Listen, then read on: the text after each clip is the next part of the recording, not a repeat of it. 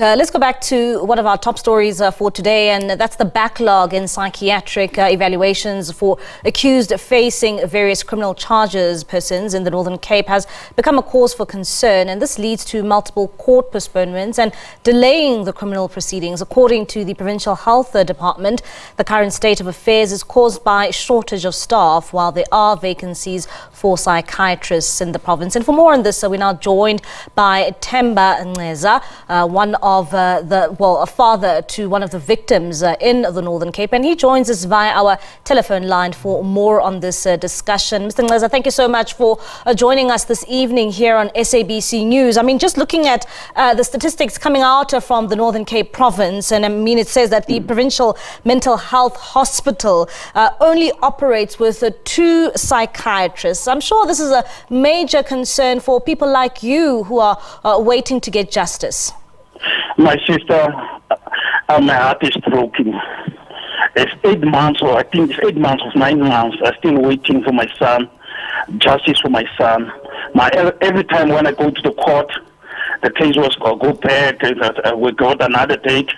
My heart is broken, and my wife heart is broken, and we are broken, and we want justice for our child.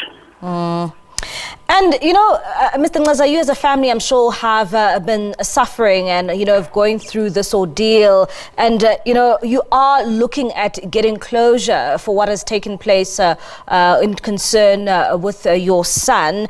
Have you been able to reach out to the provincial government to address this major concern facing many people in your province? My sister, I think I told my wife today I must go to the judge's office and talk about this thing. But every time when you go to the court, they say this guy must see a doctor. Every time you must see a doctor. I don't know what doctor. One of the judges asked him, "Are you sick?" He said no. One of the magistrates. Oh, my sister, it's heartbroken. How do you feel? I mean, you keep on saying you're heartbroken. You as a family, you and your wife, how do you feel when it seems as if this matter seems as if it's not being addressed because of this backlog being faced by the health department? After my son's death, my sister, I think it was 1 week.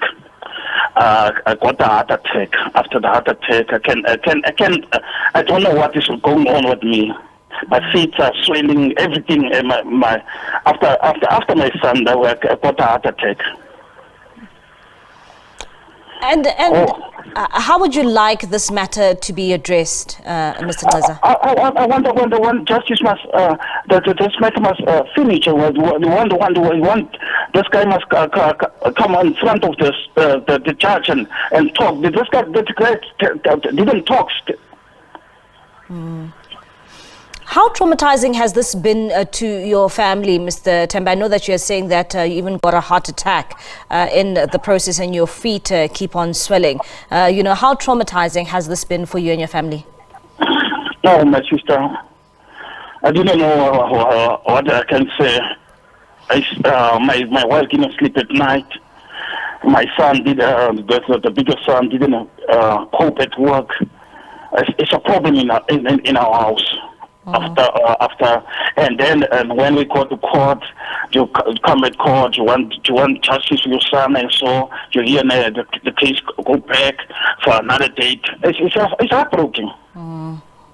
And what does this loss mean to you and your family? I mean, losing your son, I'm sure it has not been easy. It's not easy, my sister. It's not easy. I will give my wife. Good evening, ma'am. Good evening, ma'am. How are you? Well, thanks. Thank you, ma'am. How has this made you feel, ma'am? The fact that, you know, it seems as if this is being prolonged and the pain you are going through as a family is prolonged because there are no psychiatrists available to actually deal with this case head on. You know, ma'am, what is killing me inside? Every time when I go to court, when I face that boy, I don't see him feeling guilty. Every time when I see him, it's just like he's happy, man. There's nothing wrong with him. He doesn't feel so sorry for what he did. I see him smiling always when I'm there, and it kills me inside, knowing that now my son was supposed to be at school, but he can't go to school anymore. He's not here anymore with us. We can't see him, we can't speak to him. On the 8th of January, we went to court. That boy came out there, he was smiling. And the thing that broke me more, it was because the following day, it was my son's birthday. I couldn't even wish my son happy birthday because he's no more. And the thing that broke me is that he was killed without any reason. He was just standing there, but the killer is now free. They're in jail. There's nothing wrong. He's getting a free place. Yeah. The family are visiting him every time they can talk to him. But me, I can't talk to myself. I will never talk to him again. I will never see him again. So every time when I see him, I get more angry, more angry.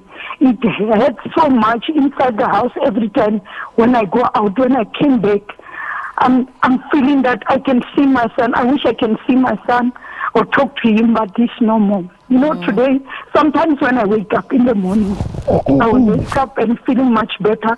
But during the day, when I'm starting to think about him, my tears will just start rolling. I will start crying. And there's nothing I can do about this because every time there's the doctor waiting, we are waiting for the doctor's list, but there's nothing that is happening. And every time when I see him, I see someone who's healthy, nothing is wrong with him, but he's waiting for the doctor, whereas the time is moving. It's almost 9 months. On the 29th this month, my son will be 9 months under the ground, gone. We will never see him again. And his family, this other boy, his family, they can go visit him. And the thing that makes me angry and that hurt mostly is because now they are angry with me. They don't even greet us anymore. I don't know what is wrong, what we did wrong, because our son did nothing wrong.